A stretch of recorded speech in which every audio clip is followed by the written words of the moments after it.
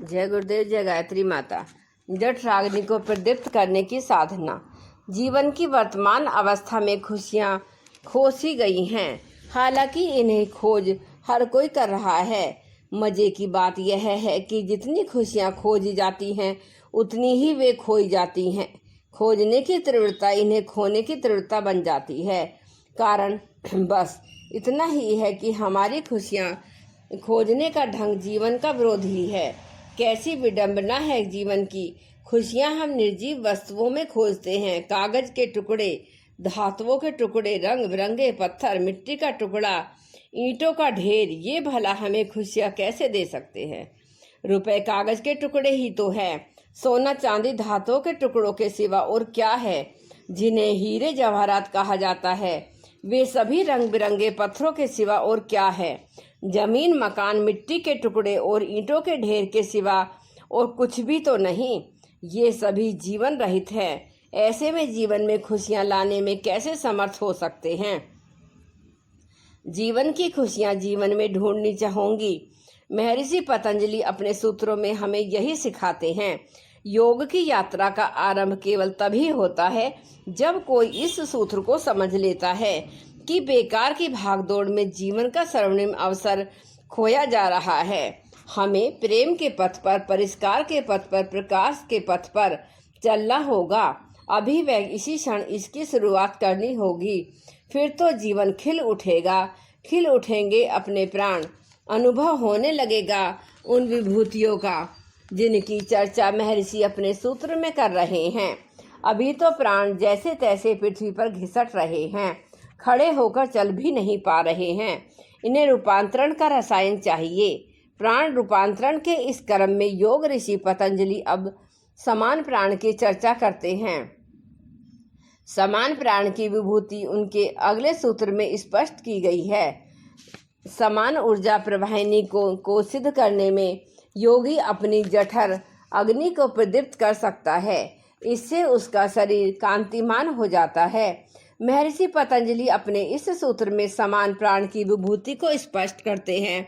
योगियों ने चिरपुरातन काल से प्राण पर गंभीर व गहन अनुसंधान किए हैं।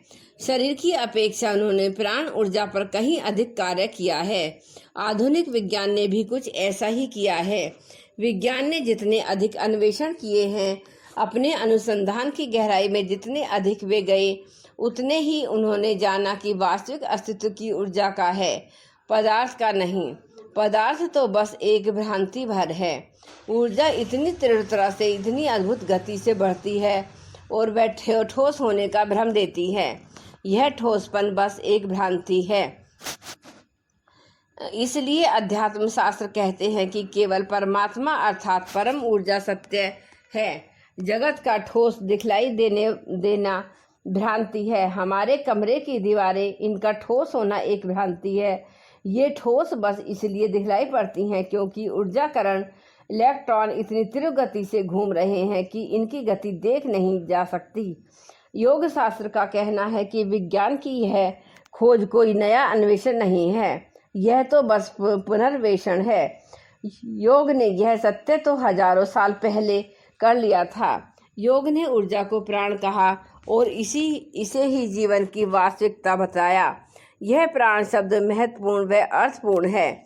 इसके दो अक्षरों में एक है प्रा, जिसका अर्थ है ऊर्जा की प्राथमिक इकाई, ऊर्जा की सर्वाधिक आधारभूत इकाई। ओढ़ने का अर्थ है ऊर्जा, तो प्राण का अर्थ हुआ ऊर्जा की सर्वाधिक आधारभूत इकाई। पदार्थ तो केवल सतह पर है, ऊपर ऊपर है। प्राण ही है वास्तविक और ये वस्तु नहीं है। यह तो ऊर्जा है जो प्रकट नहीं है, साकार नहीं है। साकार तो शरीर है। प्राण तो जीवन की प्रत्येक घटना के साथ है और प्रत्येक घटना के पार है। फिर भी यह सर्वाधिक महत्वपूर्ण व आधारभूत इकाई है। संपूर्ण जीवन का व्यापक आधार यही प्राण है। पेड़ पौधे, पशु पक्षी, कंकड़ पत्थर और परमात्मा सभी को अलग तल पर समझा गया है, जबकि ये सभी एक ही प्राण की अभिव्यक्ति हैं। वही प्राण अलग अलग रूपों में अलग अलग तरह से अभिव्यक्त होता है, लेकिन फिर भी आधारभूत इकाई के रूप में एक ही है। जब तक हम अपने भीतर के प्राण को नहीं जान लेते तब तक परमात्मा को भी नहीं जान पाएंगे। इसलिए ब्रह्म विद्या के रूप में उपनिषदों में प्राण विद्या की चर्चा हुई है। इनमें कहा गया है कि यदि परमात्मा को प्राण के रूप में हम स्वयं के भीतर नहीं अनुभव कर सकते तो इसे बाहर भी अनुभव नहीं कर पाएंगे, क्योंकि प्राण के रूप में वह निकटतम है। महर्षि पतंजलि ने ऊर्जा का यह सच आइंस्टाइन से हजारों साल पहले जान लिया था। योग ने जो सत्य हजारों वर्ष पूर्व जाना, वह विज्ञान हजारों साल बाद जान सका। इसका कारण बस इतना रहा कि विज्ञान ने अपने प्रयास बाहर किए, जबकि योग ऋषि पतंजलि व अन्य योगियों ने उसे अपने ही अस्तित्व की गहराई में डुबकी लगाकर जाना। यह उनका आत्मगत अनुभव था, जबकि विज्ञान ने उसे जानने की वस्तुगत कोशिशें की। किसी सत्य या तत्व के बारे में वस्तुगत जानना हो तो रास्ता लंबा हो जाता है, लेकिन यदि इसे आत्मगत रूप से अनुभव करना हो तो समझो कि अपने उसे जानने का सबसे छोटा रास्ता खोज लिया। सामान्य क्रम में हमें कुछ भी नहीं पता, हम कौन हैं, कहाँ हैं और हम यहाँ क्या कर रहे हैं। ये सवाल हमेशा ही जस के तस बने रहने वाले हैं। जब तक हम इस स्रोत को ही न जान लें, जब तक अपने प्राण अपनी ऊर्जा की अनुभूति न कर लें। योग शास्त्र ने इस प्राण तत्व की गहन अनुभूति प्राप्ति का विवरण दिया है। यहाँ पर जिस समान प्राण की बात कही जा रही है उसका संबंध जठराग्नि से है। यह जठराग्नि हमारे जीवन का केंद्र है। स्वास्थ्य की समस्त गतिविधियाँ इसी के आसपास घूमती हैं।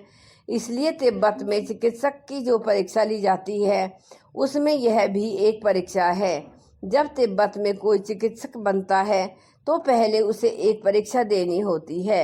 उसमें उसे अपनी जठराग्नि को निर्मित करना पड़ता है। उसके लिए उसे पूरी रात गिरती बर्फ में बाहर खड़े रहना पड़ता है। रात में 9 बार परीक्षक आता है और हर बार शरीर छूकर देखता है और उसे पसीना आ रहा है या नहीं। अगर वह उतनी ऊष्मा शरीर में निर्मित कर सकता है तो समझो वह समान प्राण का मालिक हो गया। अब वह चिकित्सक बन सकता है। उसने शरीर ऊष्मा पर काबू पा लिया है। अब वह मरीजों की शरीर ऊष्मा पर कार्य कर सकता है।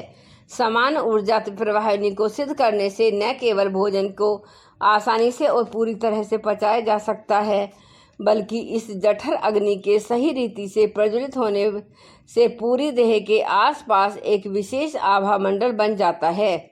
इस विशेष प्रकार की अग्नि से एक तरह की जीवनता का आविर्भाव हो जाता है।